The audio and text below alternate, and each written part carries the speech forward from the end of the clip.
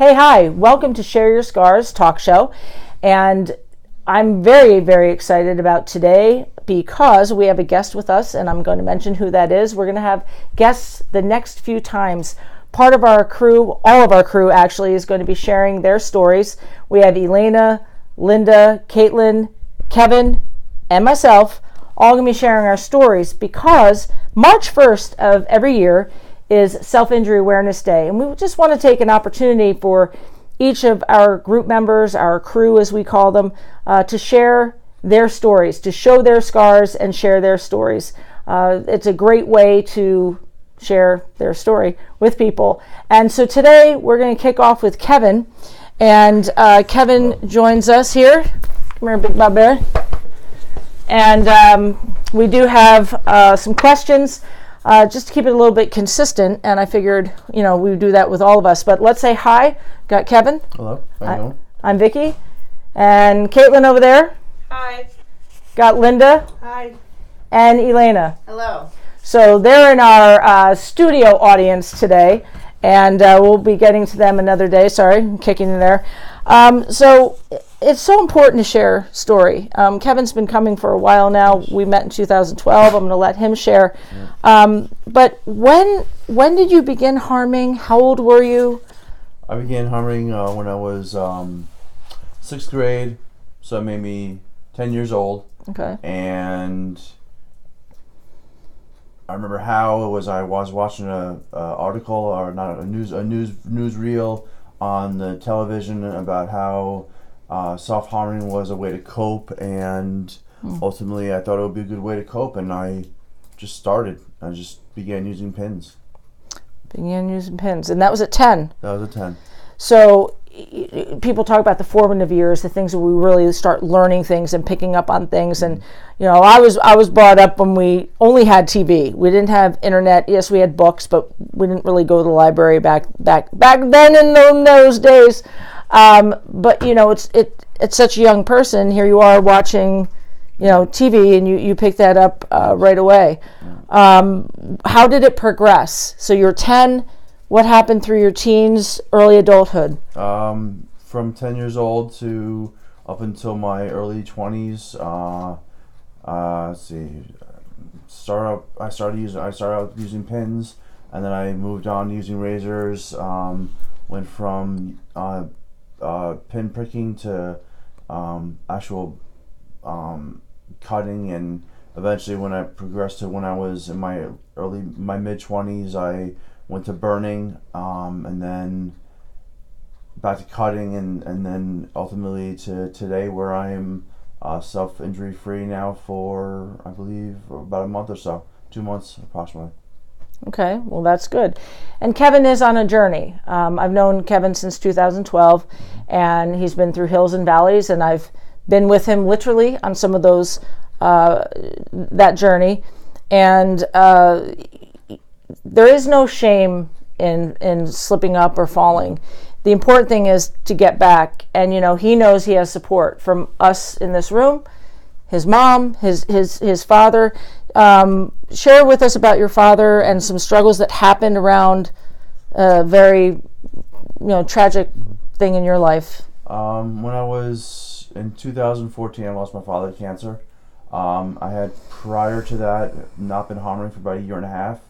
And when I lost him, it was April 20th, 2014. He passed away, and I was grief-stricken. I couldn't handle it, and I was throwing myself into gardening duties. I was trying to do everything possible to distract myself, and ultimately I started self-harming again, cutting myself and burning, just to deal with the grief and the agony that I was facing. Ultimately, through counseling, through beyond bandages, and through various means of not self-harming, I was able to come to the point where I'm at today. And that is definitely a better place that you've Absolutely. Been. We talk a lot of times about, I didn't realize I had a problem, or I didn't realize it was addictive or anything. What made you realize that you had a problem? What realization? When was it? Not so much at 10, or 25, but when did you actually realize I have a problem here? Well, it's actually twofold, I believe. I realized I had an addiction when I was 23 because I was habitually self-harming, where I would be every single night I would cut my arms, and then I realized I had a problem when I was 25, when I was sitting in a bathtub and I was turning the water red, and that's when I realized that, I've been sitting here in this bathtub multiple nights in a row, cutting my legs and making them bleed so badly that the water turned red. I realized that I couldn't be doing that anymore, and I sought help, and ultimately the help came in the form of me being committed to a state psychiatric hospital. And then from there I just went on with my life. And how long were you in a state psychiatric hospital? The total time was 5 years, so 3 years and 8 months, and an additional, I believe, 10 months or so on top of that for the second time. So your journey has been a lot of struggles, a lot of ups, a lot of downs. Where are you today in that? Where do you see yourself right now? Like healthy, day by day? I mean, I take everything day by day. It's a matter of I don't look too far into the future. I don't look into the past. I try to go day by day, and if it's a good day, it's a good day. If it's a bad day, it's a bad day. But whatever bad days I have, I don't focus on them, and I don't romanticize about them. The good days, I use them as something to propel myself to have better days and better days.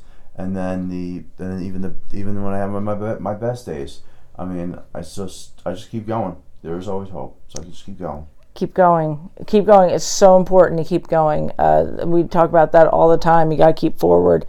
What is something that you would say to someone, whether they're a friend or a relative, that tells you, hey, Kevin, I just started harming. I just started, and they fill in the blank, cutting, burning. What would you say to them? I would want to ask. Don't do it! If it were only that easy. Yeah, if it was that easy. If it was that easy, we wouldn't be harming. But exactly. Ultimately, I would ask my relative, my friend, my cousin, whoever it may be. I would want to get some background information about them first. I mean, that's stuff I didn't know, like why are you doing it, when did you start, what are you using, where are you cutting, where are you burning, so on and so forth. But more importantly, I would want to ask them, like, do you have an outlet? Do you have a creative outlet? Do you have something you can distract yourself with? Have you tried journaling? Have you sought out a local self-injury support group such as Beyond Bandages or Yana or any of the other ones that could be around you? And I would suggest Launching Point, of course, or I would suggest any of the other ones that are in the area that I would know about, and I would of course assist them in trying to locate one. That's fantastic. And that's how support helps is, once you start coming to the group and you start talking and sharing, then you're able to help other people. As we come to a close, what's something that you want to say that we didn't cover? Anything you want to say to anybody right now that might be watching? Maybe they're struggling.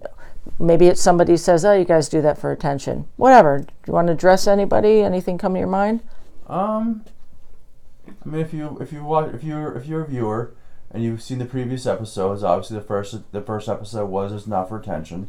So, I mean, if you think it's for attention, go ahead and watch the video, the first one. That's all I'm going to say about it.